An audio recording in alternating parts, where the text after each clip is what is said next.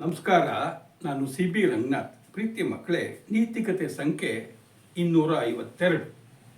ಇವತ್ತಿನ ಕತೆ ಅತ್ಯಂತ ವಿಶೇಷವಾದದ್ದು. ಅದೇ ದಿ ಗ್ರೇಟ್ ರೆಸ್ಕ್ಯೂ. ರೆಸ್ಕ್ಯೂ ಅಂದರೆ ರಕ್ಷಣಾ ಕಾರ್ಯ ಅಂತ ಹೇಳಿ. ಯಾವಾಗ ರಕ್ಷಣಾ ಕಾರ್ಯ ಮಾಡಬೇಕು ನೋಡಿ, ಪ್ರಕೃತಿ ವಿಕೋಪಗಳು ಅಂತ ಹೇಳ್ತೀವಿ. ಮಳೆ ಬಂದ್ಬಿಡುತ್ತೆ, ಪ್ರವಾಹ ಬರುತ್ತೆ, ಮನೆ ಮಠ ಇದ್ದವ್ರಿಗೆಲ್ಲ ನೀರು ನುಗ್ಗಿಬಿಡುತ್ತೆ. ಎಲ್ಲೋ ಗದ್ದೆಯಲ್ಲಿ ಇರ್ತಾರೆ, ಗುಡ್ಡದ ಮೇಲೆ ಇರ್ತಾರೆ, ಬೆಟ್ಟದ ಮೇಲೆ ಇರ್ತಾರೆ. ನೀರು ತುಂಬಿದಾಗ ಅವರು ಸುರಕ್ಷಿತ ಪ್ರದೇಶಕ್ಕೆ ಕರ್ಕೊಂಡು ಬರಬೇಕು, ಜಾನುವಾರುಗಳು, ಆಸ್ತಿ ಪಾಸ್ತಿ. ಆಗ ಬರೀ ಸಾಮಾನ್ಯ ಜನರು ಸಾಕಾಗಲ್ಲ, ನಮ್ಮ ಪೊಲೀಸ್ ಇಲಾಖೆ ಬೇಕಾಗತ್ತೆ, ಜೊತೆಗೆ ಹೋಮ್ ಗಾರ್ಡ್ಗಳು ಬೇಕಾಗತ್ತೆ, ನಮ್ಮ ಸೇನಾ ಪಡೆ ಬೇಕಾಗತ್ತೆ, ಹೆಲಿಕಾಪ್ಟರ್ಗಳು ಬೇಕಾಗತ್ತೆ, ಡಾಕ್ಟರ್ಗಳು ಬೇಕಾಗತ್ತೆ, ತುಂಬ ಜನ. ಅದೇ ರೀತಿ ಬಸ್ಸು ರೈಲು ಹೋಗ್ತಾ ಅಪಘಾತಕ್ಕೊಳಗಾಗ್ಬಿಡುತ್ತೆ. ಅವಾಗಲೂ ಸಹಿತ ಅಪಘಾತಕ್ಕೊಳಗಾಗಿರೋರನ್ನ ಈ ಬಸ್ ತೆಳಗೋ ರೈಲ್ ತೆಳಗೋ ಇರೋರನ್ನೆಲ್ಲ ಹೊರತೆಗಿಬೇಕು, ಅವರಿಗೆ ಶುಶ್ರೂಷೆ ಮಾಡಬೇಕು, ಆಸ್ಪತ್ರೆಗೆ ಸಾಗಿಸ್ಬೇಕು. ಅವಾಗಲೂ ಸಹಿತ ಪೊಲೀಸ್ ಬೇಕು, ಆರೋಗ್ಯ ಇಲಾಖೆ ಕಾರ್ಯಕರ್ತರು ಬೇಕು, ವೈದ್ಯರುಗಳು ಬೇಕು, ಇವೆಲ್ಲ ಸೇವೆ ಮಾಡಬೇಕು. ಇನ್ನು ದೊಡ್ಡ ಕಟ್ಟಡ ಕುಸ್ಕೊಂಡು ಬಿದ್ದು ಬಿಡ್ತು, ಬೆಂಕಿ ಹತ್ತು ಉರಿತಾ ಇದೆ, ಅವಾಗಲೂ ಸಹಿತ ಇದರಲ್ಲಿ ಯಾರು ಅನುಭವ ಪಡ್ತಿರ್ತಾರೋ ಅಂತಹ ರಕ್ಷಣಾ ತಂಡ ಕಾರ್ಯಾಚರಣೆ ಮಾಡಿ ರಕ್ಷಣೆ ಮಾಡಬೇಕು. ಹೀಗೆ ಸುರಂಗ, ಗಣಿ ಇಲ್ಲೆಲ್ಲ ಇದ್ದಕ್ಕೆನಿಗೆ ಕುಸಿಯುತ್ತೆ, ನೀರು ನುಗ್ಗುತ್ತೆ. ಅಂಥ ಸಮಯದಲ್ಲೂ ಸಹಿತ ರಕ್ಷಣಾ ತಂಡ ಕೆಲಸ ಮಾಡಿ ಅವ್ರನ್ನ ಕಾಪಾಡಬೇಕು. ಈಗ ಹಿಮಾಲಯ ಪರ್ವತಾರೋಹಣಕ್ಕೆ ಹೋಗಿರ್ತಾರೆ, ಅಲ್ಲಿ ಇದ್ದಕ್ಕೆನಿಗೆ ಹಿಮಪಾತ ಆಗಿ ಹಿಮ ಕುಸಿಯುತ್ತೆ, ಎಲ್ಲೋ ಸಿಕ್ಕೊಳ್ತಾರೆ. ಅಲ್ಲೂ ಸಹಿತ ಅವ್ರು ರಕ್ಷಣೆ ಮಾಡ್ಕೊಂಬಂದಿರೋದಕ್ಕೆ ರೆಸ್ಕ್ಯೂ ಆಪರೇಷನ್ ಅಂತ ಕರೀತಾರೆ. ಈಗ ಏನಾಗಿದೆ, ನಾನು ಹೇಳ್ತಾ ಇರೋ ದಿ ಗ್ರೇಟ್ ರೆಸ್ಕ್ಯೂ 2018 ಥೈಲ್ಯಾಂಡ್ ದೇಶದಲ್ಲಿ ನಡೆದಿತ್ತು. ಥೈಲ್ಯಾಂಡ್ ಬಹಳ ದೊಡ್ಡ ದೇಶ ಅಲ್ಲ, ಸುಂದರವಾದ ದೇಶ. 2018ನೇ ಇಸ್ವಿ ಜೂನ್ 23ನೇ ತಾರೀಕು ಅಲ್ಲಿ ವೈಲ್ಡ್ ಬೋರ್ ಅಂತ ಹೇಳಿ ಒಂದು ಫುಟ್ಬಾಲ್ ತಂಡ, ಹುಡುಗರುಗಳಿದ್ದಾರೆ 12 ಜನ, 11ರಿಂದ 16 ವರ್ಷ. ಅವತ್ತು ಭಾನುವಾರ ಹುಡುಗರು ಕೋಚ್ ಇದ್ದಾನೆ. ಆ ಕೋಚಿನ ಜೊತೆಗೆ ಇದನ್ನು ಫುಟ್ಬಾಲ್ ಪ್ರಾಕ್ಟೀಸಿಗೆ ಅಂತ ಬಂದಿದ್ದಾರೆ. ಮನೆಯಲ್ಲಿ ತಿಂಡಿ ಗಿಂಡಿ ಚೆನ್ನಾಗಿ ತಿಂದುಬಿಟ್ಟಿದ್ದಾರೆ. ಸೈಕಲ್ ಕೋಚ್ ಮತ್ತು 12 ಜನ ಈ ಹುಡುಗರುಗಳು ಮೈದಾನಕ್ಕೆ ಬಂದರು. ಮಧ್ಯಾಹ್ನದ ತನಕ ಫುಟ್ಬಾಲ್ ಪ್ರಾಕ್ಟೀಸ್ ಮಾಡಿದರು. ಮಾಡೇ ಮಾಡಿದರು. ಮೈಯೆಲ್ಲ ಬೆವರಿಳಿದು ಹೋಯ್ತು. ಬಾಬಾ ಇವತ್ತೇನು ಸಾಕು ಅಂತ ಅನ್ನಿಸ್ತು. ಈಗೇನು ಮಾಡಿದರು, ಸ್ವಲ್ಪ ಮನರಂಜನೆ ಪಡಿಬೇಕು ಹುಡುಗರು, ಸುಮ್ಮನೆ ಇರ್ತಿರ್ಲಿಲ್ಲ. ಆ ಕೋಚು ಅಂತವನೇ, ಅವನು ಹೆಸರೇ ಅಕ್ಕೆ ಚಾಂಟ್ ವಾಂಗ್ ಅಂತೇಳಿ ಅವನ ಹೆಸರು. ಅವನು ಇವ್ರನ್ನೆಲ್ಲ ಕರ್ಕೊಂಡು ಏನು ಮಾಡಿದೆ, ಮುಂದವನು ಇವ್ರು ಹೊಂಟರು. ಅಲ್ಲಿಂದ 3 ಕಿಲೋಮೀಟರ್ ಸೈಕಲ್ ಹೊಡ್ಕೊಂಡ್ಬಂದರು. ದೊಡ್ಡ ಕಾಡು ಬಂತು. ಕಾಡಲ್ಲಿ ಮರಗಿಡಗಳೆಲ್ಲ ನೋಡಿ ಪ್ರಕೃತಿ ಪ್ರೇಮಿಗಳು ಹುಡುಗರಿಗೂ ಅದನ್ನ ಕಂಡ್ರೆ ಇಷ್ಟ, ಹಕ್ಕಿ ಪಕ್ಕಿ ನೋಡ್ಕೊಂಡು ಬರೋಣ ಅಂತ ಮಾಡ್ತು. ಇವರೆಲ್ಲ ಸೈಕಲ್ ಇನ್ನು ಮುಂದೆ ಹೋಗಬೇಕು ಅಂತಿತ್ತೋ ಏನೋ ಗೊತ್ತಿಲ್ಲ. ಅಷ್ಟೊತ್ತಿಗೆ ಮಳೆ ಬರಲಿಕ್ಕೆ ಶುರುವಾಗುತ್ತೆ. ಏನು ಮಾಡಬೇಕು, ಸೈಕಲೆಲ್ಲ ಸ್ಟ್ಯಾಂಡ್ ಹಾಕಿದರು. ಮಳೆ ಜೋರಾಯಿತು, ಅಲ್ಲ ರಕ್ಷಣೆ ಪಡಿಬೇಕಪ್ಪ. ಅಲ್ಲಿ ನೋಡ್ತಾರೆ ಒಂದು ಗುಹೆ ಇದೆ. ಅದರ ಹೆಸರೇ ತಾಮ್ ಲಾಂಗ್ ನಾಂಗ್ ಅಂತ ಹೇಳಿ. ಅದು ಹಳೇ ಗುಹೆ, ಒಳಗಡೆಗೆ 10 ಕಿಲೋಮೀಟರ್ ದೂರ ಇದೆ. ಇವರಿಗೆ ಗೊತ್ತಿಲ್ಲ. ಹೋದರೂ ಗುಹೆಯಲ್ಲಿ ಬಾಗಿಲಲ್ಲೇ ನಿಂತು 1 ಗಂಟೆ ಆಯಿತು. ಮಳೆ ನಿಲ್ಲಿಲ್ಲ, ಜೋರಾಗ್ಬಿಡ್ತು. ಹುಡುಗರುಗಳಿಗೆ ಏನಪ್ಪ ಇದು, ಸಾಯಂಕಾಲ ಆಗ್ತಾ ಬಂತು, ಮಳೆನೇ ನಿಲ್ಲಿಲ್ಲ, ಏನು ಮಾಡೋದು. ಮನೆಗೆ ಹೋಗಿದ್ರೆ ನೆನ್ಕೊಂಡು ಹೋಗ್ಬಿಡ್ತೀವಿ, ಸಿಡ್ಲು ಗುಡುಗು ಎಲ್ಲ. ಸ್ವಲ್ಪ ಒಳಗಡೆಗೆ ಬಂದರು, ಗುಹೆ ಒಳಗಡೆ. ಸರಿ, ಒಳಗಡೆಗೆ ಬಂದರು. ಮಾತಾಡ್ತಾ ಅನ್ನಿಸ್ತು, ಇಲ್ಲಿ ನಿಂತ್ಕೊಂಡು ಏನು ಮಾಡೋಣ, ಒಳಗಡೆ ಆ ಗುಹೆ ನೋಡ್ಕೊಂಬರಬಾರ್ದು, ಚೆನ್ನಾಗಿರುತ್ತೆ ಅಂತ. ಸರಿ, ಹುಡುಗರಪ್ಪ. ಆ ಕೋಚಿಗೆ ಅವನಿಗೆ 25 ವರ್ಷ, ಇವಕ್ಕೆಲ್ಲ 11ರಿಂದ 16 ವರ್ಷ. ಇವಕ್ಕೇನು ಗೊತ್ತಿಲ್ಲ, ನೆಲೆಗುದ್ದಿ ನೀರು ಬರ್ಸೋ ವಯಸ್ಸು. ನಡಿ ಅಂತ ಹೊಂಟುಬಿಟ್ರು. ಹಾಡು ಹೇಳ್ತಿದ್ದಾರೆ, ಕತೆ ಹೇಳ್ತಿದ್ದಾರೆ. ಎಲ್ಲ ಗುಂಪು ಒಳಗೆ ಬಂದರು. ಒಂದು ಅರ್ಧ ಕಿಲೋಮೀಟ್ರ್ ಒಳಗೆ ಬಂದ್ಬಿಟ್ಟು ಇವ್ರ ದುರಾದೃಷ್ಟಕ್ಕೆ ಮಳೆ ಸಣ್ಣಗಾಗೋದಿರಲಿ, ಗುಡುಗು ಸಿಡ್ಲು ಭಾರೀ ಮಳೆ. 100 ವರ್ಷ ಬರದೇ ಇದ್ದ ಮಳೆ ಅವತ್ತು ಬರಕ್ತಾ ಇತ್ತು. ಇವ್ರು ಹೋದ್ರು 1 ಕಿಲೋಮೀಟ್ರ್ ಹೋಗಿಬಿಟ್ರು, ಗೊತ್ತೇ ಇಲ್ಲ. 1 ಗಂಟೆ ಆಗಿದೆ. ಕಷ್ಟದ ಹಾದಿ ಒಳಗಡೆಗೆ. ನಡಿ ವಾಪಸ್ ಹೋಗೋಣ ಅಂತ ಮುಂದಕ್ಕೆ ಬರೋಕ್ಕೆ ಶುರು ಮಾಡಿದ್ರು. ಅರ್ಧ ಕಿಲೋಮೀಟ್ರ್ ಹಿಂದಕ್ಕೆ ಬಂದರು. ನೋಡ್ತಾರೆ, ಅನಾಹುತ ಆಗೋಗ್ಬಿಟ್ಟಿದೆ. ಏನು ಗುಹೆ ಇತ್ತು, ಗುಹೆ ಮೇಲೆ ಒಂದು ಬೆಟ್ಟ, ಅಲ್ಲೂ ಮರಗಿಡ ಇದೆ, ಭಾರಿ ಮಳೆ ಆಗಿರೋ ನೀರು ಹರಿದು ತಗ್ಗಿಗೆ ಬರ್ತಾ ಇದೆ. ಹರಿದು ಬರ್ತಾ ಬರ್ತಾ ಇರೋದೇನಾಗಿದೆ, ಮಳೆ ನೀರು ಕಾಡಿಂದು ಸೀದಾ ಗುಹೆ ಒಳಗೆ ಬರಕ್ಕೆ ಶುರುವಾಗ್ಬಿಟ್ಟು. ಯಾವಾಗ ಎಲ್ಲಿ ಮಳೆ ಬರುತ್ತೆ, ಹೆಂಗೆ ಹರಿಯತ್ತೆ ಅಂತ ಇವ್ರಿಗೇನು ಗೊತ್ತು, ಇವ್ರು ಅವತ್ತೇ ಹೊಸ್ತಾಗ ಒಳಗಡೆ ಬಂದಿರೋದು. ಜೊತೆಗೆ ಮರಗಿಡಗಳು, ತುಂಡು, ಕಸ, ರಾಡಿ ನೀರು ಗುಹೆ ಒಳಗಡೆ ಬರ್ತಾ ಬರ್ತಾ ಇದೆ. ಇವ್ರು ಮುಂದೆ ಹೋಗ್ಲಿಕ್ಕೆ ಆಗ್ತಾ, ಅಯ್ಯಯ್ಯೋ ಕೆಟ್ಟ ಕೆಲಸ, ನಡೀರೋ ರೈಟ್ ಟೇಬೌಟ್ ಟರ್ನ್ ಅಂತೇಳಿ ಇವಾಗ ಈ ಕಡೆ ಹೋಗೋಣ, ಒಳಗಡೆ ಹೋಗೋಣ ಅಂತ ಹೋಗೋಕೆ ಶುರು ಮಾಡಿಬಿಟ್ರು. ಇವರು ಮುಂದೆ ಹೋದಾಗೂ ಹಿಂದೆ ನೀರು ಬರ್ತಾ ಇದೆ. ಎಲ್ಲಿ ತನಕ ಹೋಗೋದು? 4 ಕಿಲೋಮೀಟ್ರ್ ಹೋಗಿಬಿಟ್ರು. ಬಹಳ ವೇಗವಾಗಿ ಹೋದ್ರು. ಯಾಕೆ? ನೀರು ಕಸದಿಂದ ರಕ್ಷಣೆ ಪಡೆದುಕೊಳ್ಳಿಕ್ಕೆ. ಅದು 10 ಕಿಲೋಮೀಟ್ರ್ ಉದ್ದ ಇರೋ ಗುಹೆ ಮುಂದೆ ಹೋಗ್ಲಿಕ್ಕೆ ಧೈರ್ಯ ಬರಲಿಲ್ಲ. ಏನೋ ಆಗಿಬಿಡುತ್ತೆ, ಹುಳ ಕಡಿಸ್ತಿದ್ದ. ಅಯ್ಯಯ್ಯೋ ಏನು ಮಾಡೋದು ಅಂತಾಗ ಶಕ್ತಿನೂ ಇಲ್ಲ, ಸುಸ್ತಾಗ್ಬಿಟ್ಟಿದೆ. ಮೊದಲೇ ಫುಟ್ಪಾತ್ ಸುಸ್ತಾಗಿತ್ತು, ಇಲ್ಲಿ ಬೇರೆ ಇದೆಲ್ಲ ಆಗಿದೆ. ಸೀದೆ ಏನು ಮಾಡಿದ್ರು, ಮೇಲೆ ಹತ್ತಿರಿ ಅಂತ ಕೋಚ್ ಹೇಳ್ಸ. ದೊಡ್ಡ ಬಂಡೆಗಳಿತ್ತು, ಬಂಡೆಗಳ ಮೇಲೆ ಹತ್ತು ಕೂತ್ಬಿಟ್ರು 13 ಜನ.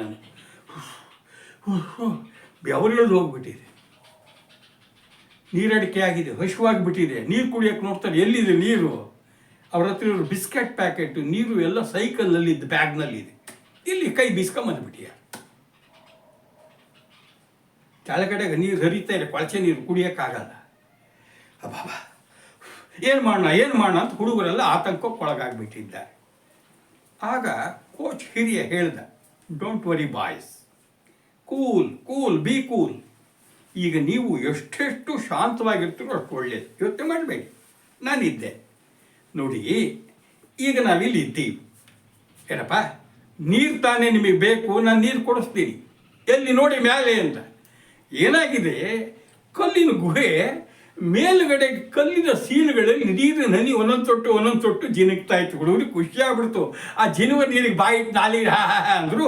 ಅಬ್ಬಾಬಾ ಅಮೃತ ಅಂಥೇಳಿ ಊಟ ಆಹಾರ ಇಲ್ಲದಿದ್ರು ಸಹಿತ ಹುಡುಗರಿಗೆ ನೀರಿನ ಹನಿ ಅಂತೂ ಸಿಕ್ತು.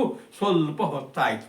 ಹೇಳಿದ ಕೋಚ್, ಬಾಯ್ಸ್, ಯಾವತ್ತೂ ಸಹಿತ ಇಂಥ ಸಂದರ್ಭಗಳಲ್ಲಿ ನಮ್ಮ ಆತ್ಮವಿಶ್ವಾಸ, ಧೈರ್ಯ ಕಳ್ಕೊಳ್ಬಾರ್ದು.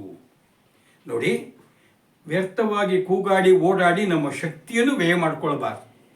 ಹೊರಗಡೆಯಿಂದ ನಮಗೆ ಸಹಾಯ ಬಂದು ನಾವು ಹೊರಗಡೆ ಹೋಗೋ ತನಕ ನಾವು ನಮ್ಮ ಎನರ್ಜಿ ಉಳಿಸ್ಕೊಳ್ಬೇಕು. ನೋಡಿ, ಇಲ್ಲೇ ಆರಾಮಾಗಿ ಕೂತ್ಕೊಂಡ್ಬಿಡಿ, ಇಲ್ಲ ಮಲ್ಕೊಳ್ಳಿ.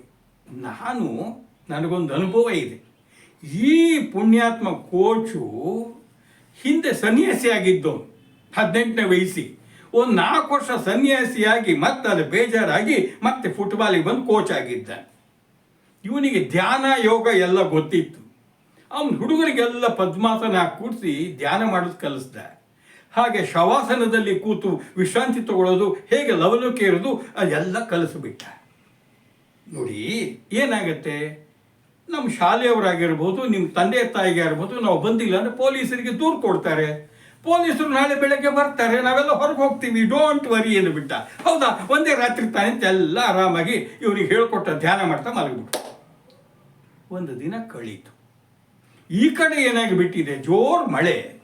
ಈ ಹುಡುಗರು ಕೋಚ್ ಲೆಕ್ಕ ಹಾಕಿದಂಗೆನೆ ಮಕ್ಕಳು ಯಾವಾಗ ಮಧ್ಯಾಹ್ನ ಬರಬೇಕಿತ್ತು, ಬೇಡ ಸಾಯಂಕಾಲ ಬರಬೇಕಿತ್ತು, ಕತ್ಲೆ ಆದರೂ ಬರಲಿಲ್ಲ, ಮಳೆ ಬೇರೆ ಬರ್ತಾ ಇದೆ.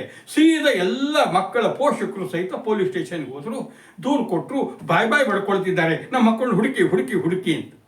ಠಾಣೆಯಲ್ಲಿರೋ ಇನ್ಸ್ಪೆಕ್ಟರ್ ಜಾಣನಾಗಿದ್ದ, ಅವ್ನು ಪೂರ್ತಿ ಇನ್ಫಾರ್ಮೇಷನ್ ಕಲೆಕ್ಟ್ ಮಾಡ್ದ. ಅಷ್ಟೊತ್ತಿಗೆ ಸ್ಕೂಲ್ನವರು ಬಂದರು, ಅವರು ಒಂದು ಕಂಪ್ಲೇಂಟ್ ಕೊಟ್ಟರು. ಅವ್ರು ಎಲ್ಲೆಲ್ಲಿ ಹೋಗ್ತಾರೆ, ಏನೇನು ಮಾಡ್ತಾರೆ, ಅವ್ರ ಚಟುವಟಿಕೆ ಸ್ವಭಾವ ಎಲ್ಲ ಇವರು ನೋಟ್ ಮಾಡಿಕೊಂಡು ಒಂದು ತಂಡ ಸೀದಾ ಬಂದೇ ಬಿಡ್ತಾರೆ. ಆಟದ ಮೈದಾನ ಕೊಟ್ಟಿದ್ರು, ಅಲ್ಲಿ ಇಲ್ಲ, ಮಳೆ ಬರ್ತಾ ಇದೆ. ಸೀದಾ ಅವರೇನು ಮಾಡಿದ್ರು, ಈ ಹುಡುಗರು ಕಾಡು ಕಡೆಗೆ ಹೋಗ್ತಾರೆ ಅಂತ ಗೊತ್ತಿತ್ತಲ್ಲ, ಎಲ್ಲಿ ತನಕ ಬಂದರು, ಗುಹೆ ಇತ್ತಲ್ಲಪ್ಪ, ತಾಂಬ್ಲಾಂಗ್ ಆ ಗುಹೆ ತನಕ ಬಂದುಬಿಟ್ರು. ಅಲ್ಲಿ ನೋಡ್ತಾರೆ ಸೈಕಲ್ ನಿಂತಿದೆ. ಸೈಕಲ್ ನಿಂತು ಯಾವ ಕಡೆ ಹೋಗಿದ್ದಾರೆ, ಗುಹೆ ಒಳಗೆ ಹೋಗ್ತಾರಾ ಗೊತ್ತಿಲ್ಲ. ಸ್ವಲ್ಪ ಮುಂದೆ ನೋಡಿದ್ರೆ ಗುಹೆ ಹತ್ರ ಹೊರಗಡೆಗೆ ಒಂದು ಬಾಲಕನ ಶೂ ಸಿಕ್ಕಿಬಿಡ್ತು. ಓಹೋ, ಹುಡುಗರು ಇಲ್ಲಿ ಸೈಕಲ್ ನಿಂತಿದೆ ಅಂದಾಗ ಮಳೆ ಬಂದಾಗ ರಕ್ಷಣೆ ಒಳಗಡೆ ಹೋಗಿದ್ದಾರೆ, ಒಳಗಡೆ ಇರಬೇಕು. ಇವರು ಒಳಗಡೆ ಹೋಗ್ಲಿಕ್ಕೆ ಹೋಗ್ತಾರೆ, ಪ್ರವಾಹೋಪಾದಿಯಲ್ಲಿ ನೀರು ರುಗ್ತಾ ಇದೆ, ಕಸ ಪಸ ಎಲ್ಲ ನಿಂತು ಗುಹೆ ಮುಕ್ಕಾಲು ಭಾಗ ಇವ್ರಿಗೆ ಕಾಣಿಸ್ತಿಲ್ಲ, ಹಂಗಾಗಿಬಿಟ್ಟು. ಹುಡುಗರು ಬದುಕಿದ್ದಾರಾ ಸತ್ತಿದ್ದಾರಾ ಗೊತ್ತಿಲ್ಲ, ಒಳಗಿದ್ದಾರೆ ಅಂತ ಖಾತ್ರಿ ಆಗಿಬಿಡ್ತು. ಈಗೇನು ಮಾಡೋಕ್ಕಾಗಲ್ಲ ಅಂಥೇಳಿ ಸೀದಾ ಹಿಂದಕ್ಕೆ ಬಂದುಬಿಟ್ರು. ಸರ್ಕಾರಕ್ಕೆ ವರದಿ ಕೊಟ್ಟರು. ಸರ್ಕಾರ ತಕ್ಷಣ ಏನು ಮಾಡ್ತು, ಅಷ್ಟೊತ್ತಿಗೆ ಪೇಪರ್ಗಳಲ್ಲಿ ಟಿ ವಿ ಚಾನಲ್ಗಳಲ್ಲಿ ತುಂಬ ಒತ್ತಡ ಹಾಕಿದ್ರು. ಸರ್ಕಾರ ಏನು ದನ ಕಾಯ್ತಾ ಇದೆಯಾ, ಅಲ್ಲಿ 12 ಜನ ಮಕ್ಕಳು ಒಬ್ಬ ಕೋಚ್ ಎಲ್ಲೋ ಗುಹೆಯಲ್ಲಿ ಸೇರ್ಕೊಂಡು ಬಿಟ್ಟಿದ್ದಾರೆ, ಮಳೆ ಬರ್ತಾ ಇದೆ, ಈಗ ಕಾಪಾಡಬೇಕು, ನೀವು ಸುಮ್ಮನೆ ನಿದ್ದೆ ಮಾಡಬಾರ್ದು ಅಂತ ಒತ್ತಡ ಹಾಕಿದ ಕೂಡಲೇ ಥಾಯ್ಲ್ಯಾಂಡಿನ ಪ್ರಧಾನಿ ತಕ್ಷಣ ನೌಕಾದಳಕ್ಕೆ ಅಗ್ನಿ ಮಾಡಿಬಿಟ್ರು. ನೀವು ಹೋಗಿ ಕಾರ್ಯಾಚರಣೆ ಮಾಡಿ. ನೌಕಾದಳ ಬೆಳಗ್ಗೆನೆ ಬಂದು ರೆಸ್ಕ್ಯೂ ಆಪರೇಷನ್ ಶುರು ಮಾಡ್ತಾರೆ. ಆದರೆ ಹತಾಶರಾಗ್ಬಿಟ್ರು. ಯಾಕೆ?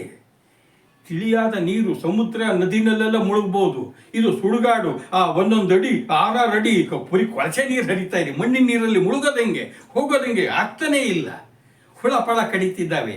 ತಕ್ಷಣ ಏನಾಯಿತು, ಅವ್ರು ಬೇರೆ ಬೇರೆ ದೇಶಗಳು ಸಂಪರ್ಕಿಸಿದ್ರು. ಒಂದು ನಮ್ಮ USA, ಅಮೇರಿಕಾ ದೇಶ ಇರ್ಬೋದು, ಬ್ರಿಟನ್ ಇರ್ಬೋದು, ಬೆಲ್ಜಿಯಂ ಇರ್ಬೋದು, ಸ್ಕ್ಯಾಂಡಿನೇವಿಯಾ ಇರ್ಬೋದು, ಆಸ್ಟ್ರೇಲಿಯಾ ಇರ್ಬೋದು, 5 ದೇಶಗಳಿಂದ ಎಕ್ಸ್ಪರ್ಟ್ಸ್ ಬಂದರು. ಈ 6 ದೇಶಗಳು ಒಟ್ಟಾಗಿ ಸೇರಿ ರೆಸ್ಕ್ಯೂ ಕೈಗೊಂಡ್ರು. ಏನು ಮಾಡೋದು ಅಂದರೆ ಒಂದೊಂದೇ ದಿನ ಕಳೀತಾ ಇದೆ. ಪೋಷಕರು ಬಾಯ್ಬ ಪಡ್ಕೊಳ್ತಿದ್ದಾರೆ, ನೀವು ಮನುಷ್ಯರ, ಇಷ್ಟು ಜನ ಇದ್ದೀರಾ, 10,000 ಜನ ಇದ್ದೀರಾ, 13 ಜನ ಕಾಪಾಡೋಕ್ಕಾಗ್ತಿಲ್ಲ, ಕಣ್ಣೀರು ಹಾಕ್ತಿದ್ದಾರೆ. ಎಲ್ಲ ಜನ ಬೈತಿದ್ದಾರೆ, ಏನು ಮಾಡಿದ್ರು ಮುಂದೆ ಹೋಗೋಕ್ಕಾಗ್ತಾ ಇಲ್ಲ. ಇಷ್ಟೆಲ್ಲ ತಜ್ಞರಿದ್ದಾರೆ, ದೋಣಿ ಇದೆ, ಏನೂ ಆಗಲಿಲ್ಲ. ಕೊನೆಗೆ 17 ದಿನ ಕಳೆದು ಹೋಗ್ಬಿಟ್ಟಿದೆ. 18ನೇ ದಿನ ಬಂತು. ಮಕ್ಕಳು ಬದುಕಿದ್ದಾರಾ ಸತ್ತಿದ್ದಾರಾ ಗೊತ್ತಿಲ್ಲ. ಯಾಕೆ? ಆಹಾರ ಇಲ್ಲ, ಕುಡಿಯೋ ನೀರಿಲ್ಲ, ಏನಾಗಿದೆ? ಆದರೆ ಆಶ್ಚರ್ಯ, ಕೆಲಸ ಮಾಡಿದ್ದು ನಮ್ಮ ಕೋಚ್ ಕೊಟ್ಟ ಸಲಹೆ. ಏನದು? B cool. ಹುಡುಗರೆಲ್ಲ ದಿನ ಧ್ಯಾನ ಮಾಡ್ತಾರೆ, ಪದ್ಮಾಸನದಲ್ಲಿದ್ದಾರೆ, ಶವಾಸನ ಹಾಕಿ ಮಲಗ್ತಾರೆ, ಮಾನಸಿಕ ಸ್ಥೈರ್ಯ ಕಳ್ಕೊಂಡಿಲ್ಲ. ಅವರಿಗಿದ್ದ ಆಹಾರ ಏಕೈಕ ಅಂದರೆ ಮೇಲ್ಗಡೆಯಿಂದ ಜಿನುಗುವಂಥ ನೀರು. ಅಂತೂ ಇಂತೂ ಏನು ಮಾಡಿಬಿಟ್ರು, 3 ಜನರ ಒಂದು ತಂಡ ಮುಳುಗು ವೀರರು ಆ ಕೆಸರು ರಾಡಿಯೊಳಗೆ ಆ ಇಡೀ ಟೀಮನ್ನು ಹೊರಗಡೆಗೆಲ್ಲ ಇವರು ನಿಲ್ಲಿಸಿ, ನೀವು ಇದನ್ನು ಕ್ಲಿಯರ್ ಮಾಡಿ ಅಂತೇಳಿ ನುಗ್ಗೇ ಬಿಟ್ರು. ಅವರು ಹೆದರ್ಕೊಂಡು ತಮ್ಮ ರೆಸ್ಕ್ಯೂ ಒಂದಿಷ್ಟು ಮೆಟೀರಿಯಲ್ಸ್ ಇಟ್ಕೊಂಡು ನಿಧಾನವಾಗಿ ಬಂದರು. ಟಾರ್ಚ್ ಇಟ್ಕೊಂಡಿದ್ದಾರೆ, ಬರೀ ಕತ್ಲು, ಏನು ಕಾಣುತ್ತಿಲ್ಲ, ಕೊಳಚೆ ನೀರು, ಗಬ್ಬು ವಾಸನೆ, ಪ್ರಾಣಿಗಳು ತೇಲ್ತಿದ್ದಾವೆ. ಬಂದರು. ಬೆಳಗಿನಿಂದ ಸಾಯಂಕಾಲ ತನಕ ಒಳಗಡೆ ಎಲ್ಲ ಹುಡುಕಿದಾಗ 4 ಕಿಲೋಮೀಟ್ರ್ ಬಂದಾಗ ನೋಡ್ತಾನೆ ಒಬ್ಬ ನಾಯಕ ಟಾರ್ಚ್ ಬಿಟ್ಟು ಹುಡುಗರೆಲ್ಲ ಹಿಂಗೆ ಮಲಗಿಬಿಟ್ಟಿದ್ದವು ಬಂಡೆ ಮೇಲೆ. ಕೂಗ್ತಾ ಬರ್ತಿದ್ರು, ಮಕ್ಕಳೇ ಇದ್ದೀರಾ, ನಾನು ಕೂಗೋದು ಕೇಳಿಸ್ತಿದ್ಯಾ, ಆರ್ ಯು ಹಿಯರ್ ಮೀ, ಕೇಳಿಸ್ತಾ ಅಂತ. ಅವ್ರಿಗೆ ಕೇಳಿಸ್ತೋ ಇಲ್ಲ ಗೊತ್ತಿಲ್ಲ, ಮಲಗಿಬಿಟ್ಟಿದ್ದಾರೆ.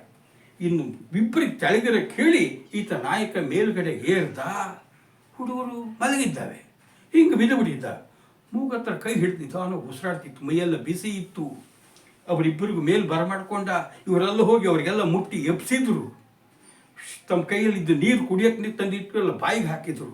ಆಗ ಕೋಚ್ ಮೊದಲೆದ್ದ. Are you coach? Yes sir. ಏನಪ್ಪ ಏನಾಯಿತು? ಎಲ್ಲ ಏನೂ ಆಗಿಲ್ಲ ಹೀಗಿದ್ದಾರೆ ಅಂದ ಕೂಡಲೇ ತಕ್ಷಣ ಅವರು 3 ಜನ ತಮ್ಮ ಕೈಲಿರೋ ಗ್ಲೂಕೋಸ್ ಎಲ್ಲ ಹುಡುಗರು ಬಾಯಿಗೆ ಹಾಕಿದ್ರು, ನೀರು ಹಾಕಿದ್ರು, ಬಿಸ್ಕತ್ ತಿನ್ಸಿದ್ರು. ಇವರು ಬಂದಿದ್ದಾರೆ ರೆಸ್ಕ್ಯೂದವರು, ನಾವು ಬದುಕಿದ್ದೀವಿ ಅಂದ್ಕೊಳ್ಳೆ ಹುಡುಗರು ಹೋಗಿ ಒಂದು ಯುದ್ಧ ಗೆದ್ದಂಗೆ ಬಾಚಿ ಅವ್ರು 3 ಜನ ತಪ್ಕೊಂಡು ಬಿಟ್ರು, ಕಣ್ಣಲ್ಲಿ ನೀರು ಹಾಕಿಬಿಟ್ರು. ಹೆದರಬೇಡಿ ಅಂಥೇಳಿ ಇವ್ರ ಹತ್ರ ಒಂದಿಷ್ಟು ಮೆಡಿಸಿನ್ಸ್ ಇತ್ತು. ಅವ್ರಿಗೆ ಕೆಮ್ಮು, ನೆಗಡಿ, ಜ್ವರ ಬಂದವರಿಗೆಲ್ಲ ಸಹಿತ ಟ್ಯಾಬ್ಲೆಟ್ಗಳು ಕೊಟ್ಟರು, ಬ್ಲಾಂಕೆಟ್ಗಳು ತಂದಿದ್ರು. ಅದನ್ನೆಲ್ಲ ಉಜ್ಜಿ ಕಾವು ಬರೋ ಮಾಡಿ ಶೆಟ್ಕೊಂಡು ಹೋಗೋಂಗಾಗಿರುತ್ತೆ ತಂಡಿಗೆ. ನೀವೇನು ಯೋಚನೆ ಮಾಡಬೇಡಿ, ನಾಳೆ ಬೆಳಗ್ಗೆ ಹೊರಗೆ ಕರ್ಕೊಂಡು ಹೋಗ್ಬಿಡ್ತೀವಿ, ಕತ್ಲು, ನಮ್ಮ ಈ ಟೀಮ್ ಇದೆ, ಡೋಂಟ್ ವರಿ ಅಂಥೇಳಿ ಧೈರ್ಯ ಕೊಟ್ಟರು. ಅಷ್ಟೊತ್ತಿಗೆ ಮೆಸೇಜ್ ಹೋಯಿತು, ಜನಕ್ಕೆಲ್ಲ ಧೈರ್ಯ. 17 ದಿನ 18ನೇ ದಿನ ಮುಗಿತು. ಬೆಳಗಿನಷ್ಟೊತ್ತಿಗೆ ಇಡೀ ಟೀಮ್ ಹಗ್ಗ ತೊಗೊಂಡು ಒಳಗೆ ಬಂದುಬಿಟ್ಟಿದೆ. ದೋಣಿ ಗೀಣಿ ಬರೋಕ್ಕಾಗ್ತಾ ಇಲ್ಲ, ಸಾಲಾಗಿ ನಿಂತಿದ್ದಾರೆ ರೆಸ್ಕ್ಯೂ ಆಪರೇಷನಲ್ಲಿ ಮಾಡಿದವರು. ಹುಡುಗರುಗಳಿಗೆಲ್ಲ ಹಗ್ಗ ಹಾಕಿ 3 ಕಿಲೋಮೀಟ್ರ್ ಹಗ್ಗ, ಅದನ್ನು ಹಿಡ್ಕೊಂಡು ನೀರಿನಲ್ಲಿ ತೇಳ್ಕೊಂಡು ಹೋಗದೇ ಇದ್ದಂಗೆ ಅಂತೂ ಇಂತೂ ಹೊರಗಡೆ ದಾಟಿಸ್ಬಿಟ್ರು. ಹುಡುಗರು 18 ದಿನ ಆದಮೇಲೆ ಹೊರ ಜಗತ್ತು ನೋಡ್ತಿದ್ದಾರೆ. ಅಪ್ಪ ಅಮ್ಮ ದೂರದಿಂದ ಹೋ ಅಂತ ಕುಕ್ಕೊಂಡ್ರು, ಹತ್ತರು, ಹುಡುಗರು ಕೈ ಬೀಸಿದ್ರು. ತಕ್ಷಣ ಅವ್ರು ಕರ್ಕೊಂಡು ಆಂಬ್ಯುಲೆನ್ಸ್ ವ್ಯಾನಲ್ಲಿ ಹಾಕಿದ್ರು, ಬಟ್ಟೆ ಬದಲಾಯಿಸಿದ್ರು, ಅವರಿಗೆ ಡ್ರಿಪ್ಸ್ ಹಾಕ್ಸಿದ್ರು, ಸೀದಾ ಹಾಸ್ಪಿಟ್ಲಿಗೆ ಹೋಯಿತು. 2 ದಿನ ಆಸ್ಪತ್ರೆಯಲ್ಲಿ ಇಟ್ಕೊಂಡ್ರು. ಅವರೆಲ್ಲರೂ ಸಹಿತ ಉತ್ತಮ ಸ್ಥಿತಿಯಲ್ಲಿ ಕೂಡಲೇ ಅವ್ರ ಪೋಷಕರ ವಶಕ್ಕೆ ಒಪ್ಪಿಸಿದ್ರು. 10,000 ಜನ 18 ದಿನ ಮಾಡಿದ ಕೆಲಸ ಯಶಸ್ಸು ಪಡೀತು. ಕೋಚ್ ಮತ್ತು 12 ಜನ ಫುಟ್ಬಾಲ್ ಆಟಗಾರ ಮಕ್ಕಳು ಉಳ್ಕೊಂಡ್ಬಿಟ್ರು. ಇವರ ಸಾಹಸವನ್ನು ಇಡೀ ದೇಶ ಕೊಂಡಾಡ್ತು. ಒಂದೇ ಒಂದು ದುಃಖ ಅಂದರೆ ರೆಸ್ಕ್ಯೂ ಆಪರೇಷನ್ ಭಾಗವಹಿಸಿದಂಥ ಥೈಲ್ಯಾಂಡಿನ ಒಬ್ಬ ನೌಕಾದಳದ ಯೋಧ ಹುತಾತ್ಮನಾಗ್ಬಿಟ್ಟ. ನೋಡಿ ಮಕ್ಕಳೇ, ಎಲ್ಲೆಲ್ಲೋ ವಿಪತ್ತು ಬರುತ್ತೆ. ವಿಪತ್ತು ಬಂದಾಗ ಧೈರ್ಯ ಕಳ್ಕೊಳ್ಬಾರ್ದು. ಹೊರಗಡೆ ಸಹಾಯ ಬರೋ ತನಕ ನಾವು ಧೈರ್ಯವನ್ನು ಇಟ್ಕೊಂಡಿರಬೇಕು. ಜೊತೆಗೆ ನೀವು ಸಹಿತ ನೆನಪಿರಲಿ, ಇನ್ನೂ ವಯಸ್ಸು ಸಣ್ಣ, NCC ಸೇರಿ, ಹೋಮ್ ಗಾರ್ಡ್ಸಿಗೆ ಸೇರಿ, ಏನಾದರೂ ಬೇರೆ ಬೇರೆ ತರಬೇತಿ ತೊಗೊಂಡಿರಿ. ಯಾರಾದ್ರೂ ಕಷ್ಟದಲ್ಲಿದ್ದಾಗ ನೀವು ಸಹಿತ ಅವ್ರ ರಕ್ಷಣೆಗೆ ಮುನ್ನುಗ್ಗಬೇಕು, ಕೈಲಾದ ಸಹಾಯ ಮಾಡಬೇಕಲ್ವಾ. ಒಳ್ಳೆಯದಾಗಲಿ. ನಮಸ್ಕಾರ.